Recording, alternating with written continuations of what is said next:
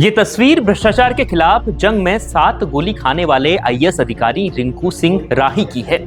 रिंकू सिंह अब आईएएस छोड़कर अपनी पुरानी सेवा पीसीएस में वापस जाना चाहते हैं, लेकिन यह फैसला उन्होंने क्यों लिया, उसके पीछे क्या वजह थी, उनके आईएएस जैसे पद ओहदे को छोड़ने के पीछे की असली कहानी क्या है, क्या इसके इस्तीफे के पीछे कोई राजनीतिक दबाव तो नहीं था, आखिर क्यों विपक्ष के नेता अखिलेश यादव ने कहा कि अच्छे अधिकारी भावावेश में आकर कोई फैसला ना लें, बुरे दिन जाने वाले हैं।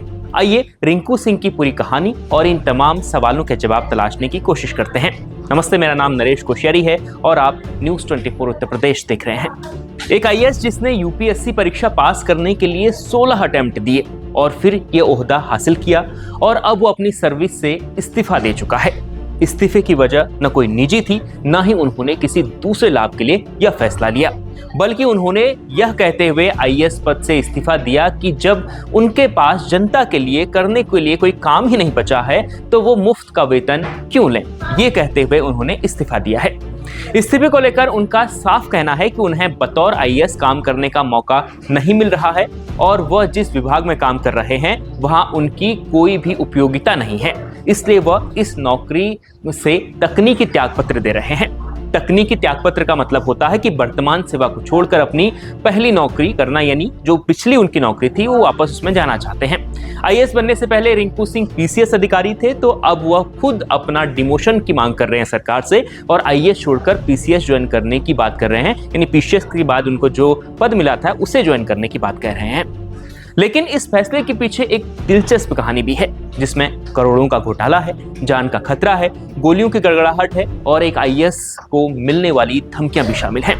दरअसल साल 2009 में रिंकू सिंह राही मुजफ्फरनगर में जिला समाज कल्याण अधिकारी के पद पर तैनात थे, तो तब उन्होंने विभाग में हो रहे 100 करोड़ रुपए के घोटाले का पर्दाफाश किया था। ये बहुत बड़ा घोटाला था, जिसके बाद 26 मार्च 2009 को उन पर बैडमिंटन खेलते वक्त एक जानलेवा हमला हुआ और बदमाशों ने उन्हें 7 गोलियां मारी। इस हमले में उनकी एक आंख पूरी तरह खराब हो गई और चेहरे पर गंभीर चोटें खाई, लेकिन रिंकू सिंह राही ने हार नहीं मानी। रिंकू सिंह के मुताबिक इसी घोटाले को लेकर उन्हें एक बड़े अधिकारी ने फोन पर धमकी दी थी और उन्हें धमकाया था और बाद में घोटाले की फाइल दबा दी गई और मुख्य आरोपी जो था वो छूट गया।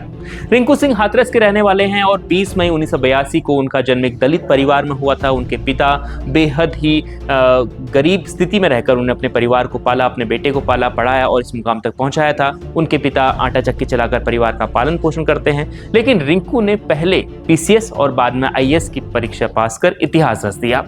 साथ में उन्हें अब ईमानदारी की ये कीमत चुकानी पड़ी। इस्तीफे के बाद रिंकू सिंह राही के राजनीति में जाने की भी लगातार दावे किए जा रहे हैं, चर्चा हो रही है सोशल मीडिया पर, जिसे उन्होंने खारिज कर दिया है। अखिलेश यादव ने भी उनके इस्तीफे पर सरकार को घेरा है।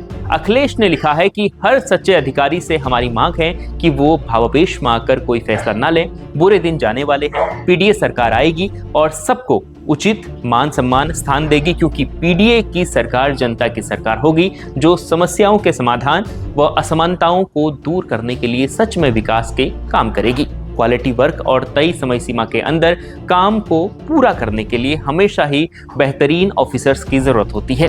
अपने काम में पारंगत अधिकारियों की हमने हमेशा कद्र की है और आगे भी करेंगे।